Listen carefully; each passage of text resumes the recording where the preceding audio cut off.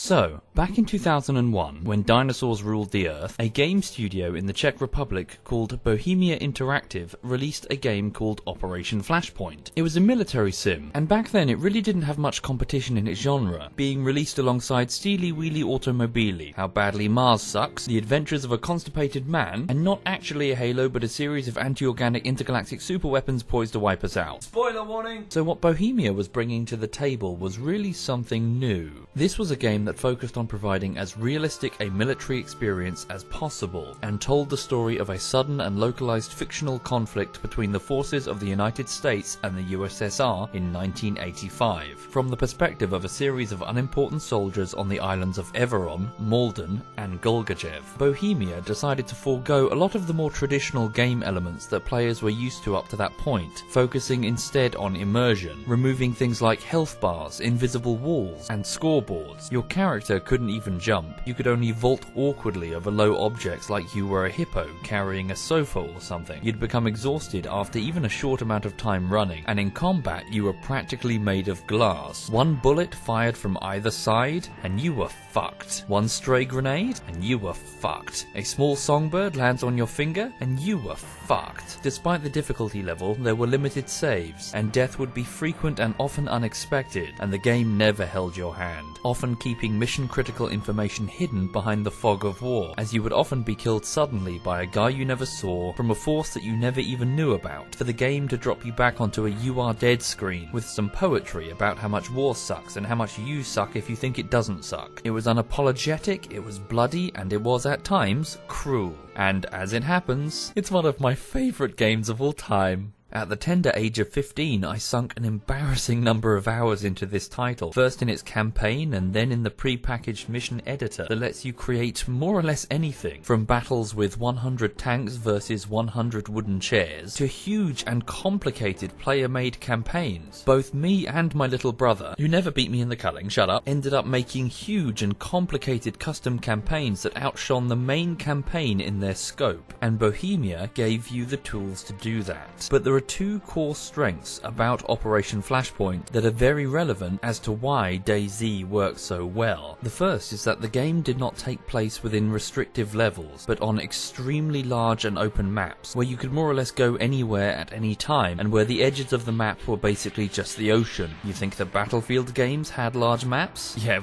Wasn't even close. And these were not procedurally generated either. The maps were designed and crafted hill by hill, town by town, castle by castle. Okay, granted, there are like 4 castles, fuck you! And when you realise that you could climb every hill, explore every valley, and create enormous set-piece battles from even the most humble parts of the terrain, you'd realise that the possibilities were almost endless. Bohemia made the map their main character. The campaign's player characters were relatively blank slates. It was the map that you would remember most, the lonely pine forests of Everon, or the sun-baked Malden roads, or the rusted ruins of Golgajev, and this is a quality that has remained in the franchise even after it changed its name to Arma, and it's one of the foundations that DayZ rests on. The second core strength of the title is that Bohemia would make a habit of meticulously fleshing out even the smallest details in their game world, with regards to vehicles, weapons, and equipment. Even for factions you never really saw, they would custom design props and vehicles and even vehicle interiors. Just jumping ahead to Arma 2, this obsession would never be more apparent until you consider that they went to great lengths to flesh out the Russian faction, who didn't even feature as a principal enemy in the campaign. Seriously, for Harvest Red, the primary campaign of Arma 2 on launch, the main enemy are an insurgent group called the Jedaki. The Russians are never anything more than some vague presence somewhere up north, and I think it was the final mission in the game when I finally fought a group of Russians one-on-one, and it was like 4 guys in the dark, like you'd accidentally stumbled onto some dogging site. In the hands of a lazier developer, we would see unique skins, maybe, for these 4 guys, and then big invisible walls so you couldn't figure out for yourself that the Russians weren't actually real. But no, Bohemia put in the legwork to make infantry groups, specific textures, skins, Russian-only weapons, vehicles, and aircraft, knowing full well that players would discover them themselves in their built-in mission editor. So the point that I'm trying to make is that Bohemia continued to use these 2 strengths for the rest of their Milsim franchise. And in 2009, when Bohemia created Arma 2,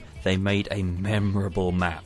Chernarus, a 225-kilometer square post-Soviet nation featuring pine forests, orchards, coastal towns, pine forests, open farmland, rolling hills, pine forests, and open oceans on its south and east borders. And then they continued their habit of creating thousands of weapons, tools, pieces of military equipment, cars, tanks, helicopters, pine forests, and planes that the modders were free to use however they pleased. They had once again created the map as a canvas, with a whole load of items to serve as paint on a harsh and uncompromising game engine, setting the stage for a modding community to do their thing. And that is exactly what they did. Now, we've all seen zombie games crop up before, and Arma 2 was to be no exception, but its implementation was particularly clever. You see, when playing a multiplayer game of Arma 2, the server would run a certain mission file, with a set number of slots for players to occupy, each representing a role within a squad of soldiers. But the DayZ mod would load up a game of Arma 2 that was basically the entire map, and make each individual player the sole member of their own squad. This meant that they were all technically on the same side, but would have none of the icons to show where allies were. Skins were given a more civilian look and feel. The starting inventories were modified to include no weapons, nor any sort of radio or easy way of linking up. From there, a number of customized conditions would be introduced on every character, such as a hunger or thirst meter, which would need to be replenished by eating custom added survival items, which would be made to spawn at triggers at roughly 200 meters from the player, and a selection of Arma 2's vehicles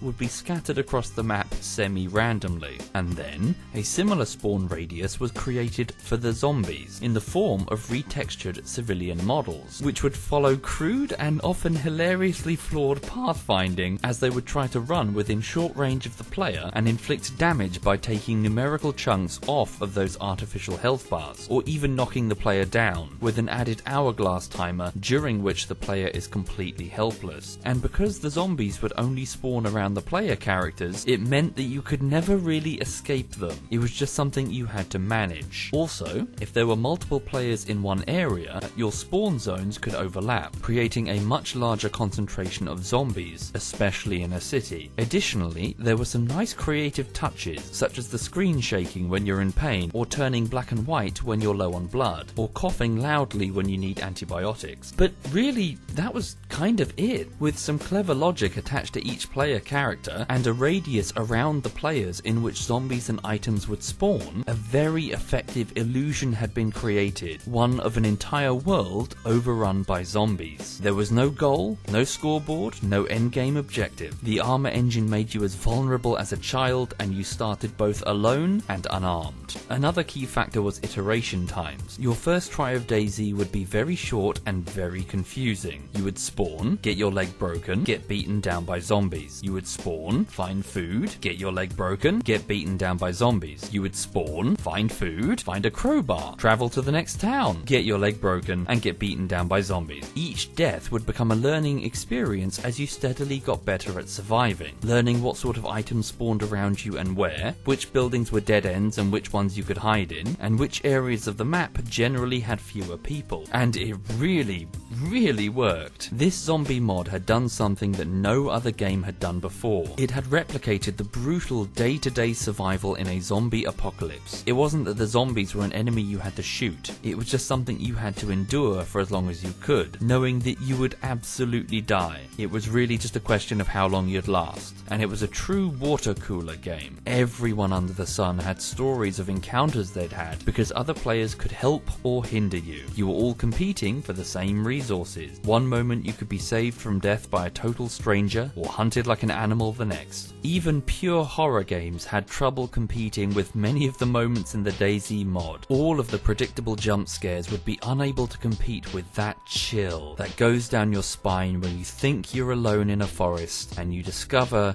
you're not.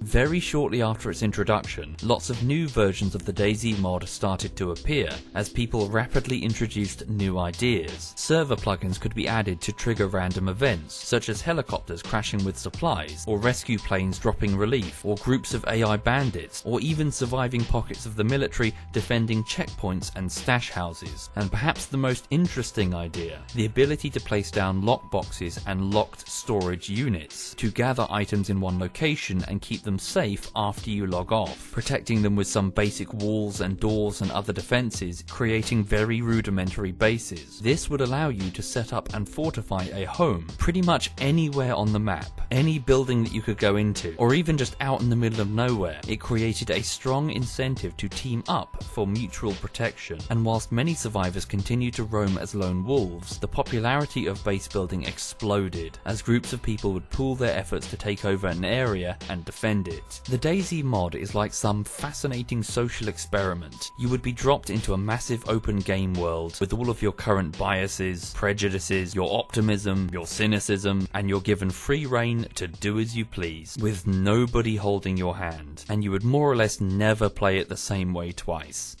So that's the DayZ mod. That's why it became popular. Some clever ideas that turned a milsim game into a fascinatingly immersive survival game, the likes of which we really hadn't seen before. So with this in mind, before we start talking about the DayZ standalone, let me first walk you through the DayZ mods themselves, because there was a period of about, say, 2 years or so, just after the arrival of the DayZ mod, that saw an explosion of creative energy, which was frankly fascinating. Continued in part 3.